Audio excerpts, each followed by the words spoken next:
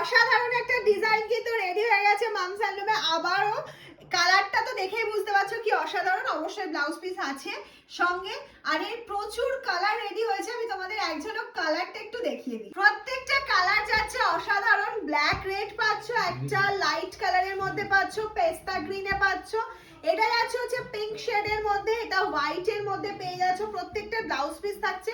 যে কালারটা পছন্দ হচ্ছে না এখান থেকে স্ক্রিনশট দিয়ে পাঠিয়ে দাও, কারণ এগুলো নিয়ে তোমরা যা ডিমান্ড করো তখন বড় ভিডিও আসার আগেই দেখবে সব সোল্ড হয়ে যাচ্ছে। যেহেতু মামস হ্যান্ডলুম ম্যানুফ্যাকচারিং করে অসুবিধা নেই, টাইম হলেই সব বানিয়ে দিতে পারবো।